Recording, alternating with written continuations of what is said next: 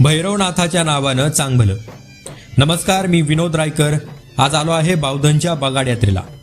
350 वर्षाची परंपरा असलेली बावधन येथील ऐतिहासिक व पारंपरिक बगाड यात्रा म्हणजे परंपरेचा अभिमान आणि भक्तीचा उत्सव. ही बगाड यात्रा महाराष्ट्रातील एक अनोखी आकर्षक परंपरा पाहण्यासाठी हजारो लाखोंच्या संख्येने भाविक दरवर्षी बावधनला येत असतात. बावधनचे बगाड हे सर्वाधिक प्रसिद्ध आहे. सातारा जिल्ह्यात वाई तालुक्यातील बावधन येथे दरवर्षी रंगपंचमीच्या दिवशी बावधन गावची बगाड यात्रा भरत असते. होळी पौर्णिमेपासून यात्रेला सुरुवात होत असते. होळी पौर्णिमेच्या दिवशी बावधनचा बगाड्या कोण हे ठरले जाते. बावधनचा बगाड्या हा ज्या माणसाचा नवस पूर्ण झाला आहे अशाच माणसावर तो कौल येत असतो. डाव्या बाजूला 5 कौल आणि उजव्या बाजूला 5 कौल असतात. म्हणजेच उजव्या बाजूला आणि डाव्या बाजूला गहू असतात. प्रत्येक नवसपूर्ती व्यक्तीच्या नावाने गहू गाभाऱ्यामध्ये लावले जातात. उजव्या बाजूला जो गहू पडेल तो बगाड्या म्हणून निवडला जातो. बगाड्याच्या निवडीनंतर हळदीचा कार्यक्रम आणि होळीचे आयोजन केले जाते. या बगाड यात्रेसाठी फक्त खिल्लार गाय या उपजातीच्या पोटी जन्माला येणारे खिल्लार बैलच वापरण्याची प्रथा आहे. बावधनमधील प्रत्येक घरामध्ये एकतरी धिप्पाड खिल्लार बैल सांभाळलेला दिसतो. याचे प्रमुख कारण म्हणजे बगाड यात्रा आहे. महाराष्ट्राच्या कानाकोपऱ्यातून लाखो भाविक ही यात्रा पाहण्यासाठी येत असतात. हे बगाड पहाटे सोमेश्वर मंदिराच्या दिशेने निघते. तेथे बगाड्याचा मानपान असणारे मानकरी यांच्या हस्ते विधिवत पूजा होते. याच ठिकाणी भाविकांना महाप्रसादाचे आयोजन करण्यात येत असते आणि मग बगाडाला प्रारंभ होतो.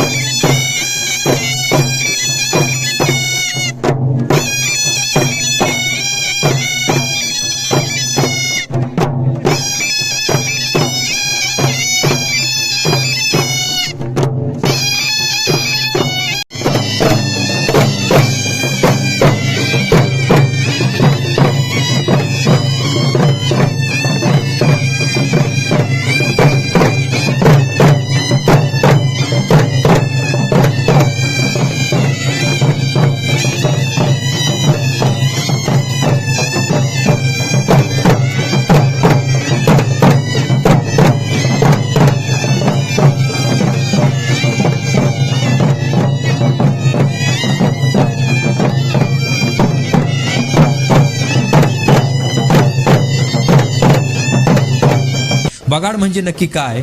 थोडक्यात सांगायचं झालं तर बगाड म्हणजे बैलांनी ओढला जाणारा गाडा. बगाडाचे वजन 2 ते 3 टन इतके असते. बगाडाला दगडाची चाके, दगडी चाकावर कणा, कण्यावरती बूट, बुट्यावरती साठी, साठीवरती वाघ, वाघावरती खांब, खांबावरती शीड, शिडाला टांगलेला नवसाचा बगाड असतो. बगाड हा खिल्लार बैलांच्या साह्याने ओढला जातो. 6 बैलजोड्या या बगाडाला जुंपलेल्या असतात. घरच्या दावणीला शांत असलेला बैल काशीनाथाचं चांग भलं ही गर्जना ऐकताच बैल आपल्या मोठ्या ताकदीसह हवेत झेप घ्यायला तयार होतो. बगाड म्हणजे साक्षात शंकर स्वरूप भैरवनाथाचा रथ. शंकराचं आसन व्याघ्रासन असतं, म्हणून या रथावरील महत्त्वाच्या लाकडाला पुढच्या बाजूला वाघाचं तोंड कोरलेलं असतं. साक्षात शंकर स्वरूप भैरवनाथ या व्याघ्रासनावर बसून येतात, अशी लोकांची मान्यता आहे. बगाडाचा गाडा तयार करायला 8 ते 10 दिवस आधी काम चालू केले जाते आणि रात्रंदिवस हे काम करून गाडा पूर्ण केला जातो. बगाडाचा गाडा हा संपूर्णपणे बाभळीच्या लाकडापासून तयार केला जातो. लोखंडाचा कोणताच भाग वापरला जात नाही. आळदांडी तेवढी फक्त चंदनाची असते.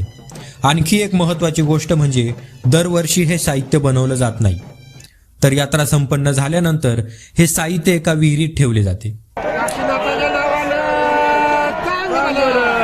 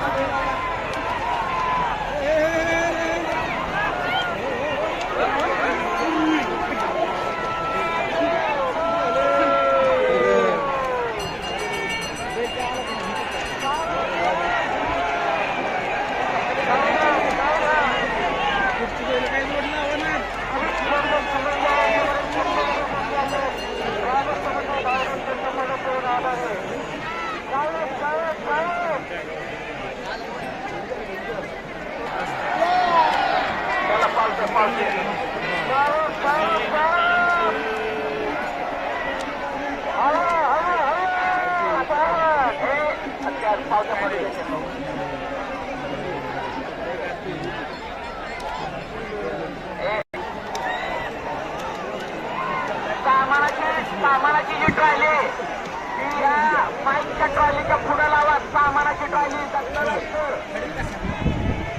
सामानाची ट्रॉली पुढे घ्या.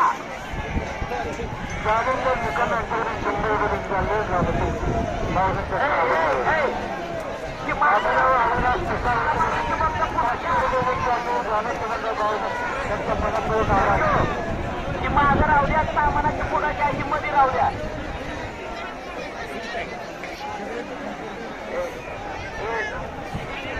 नाव सांगा.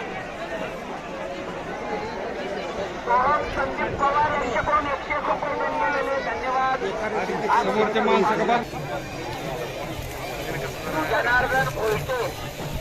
भैरवनाथाच्या नावानं चांगभलच्या निनादाने संपूर्ण परिसर दुमदुमला होता. गावातील एकोपा आणि देवावरील श्रद्धा अशी ही बावधनची बगाड यात्रा संस्कृती आणि परंपरेचे दर्शन घडवून देणारी यात्रा. तर मंडळी, तुम्ही देखील या यात्रेला अवश्य भेट द्या. काशीनाथाचं चांग भलं. धन्यवाद.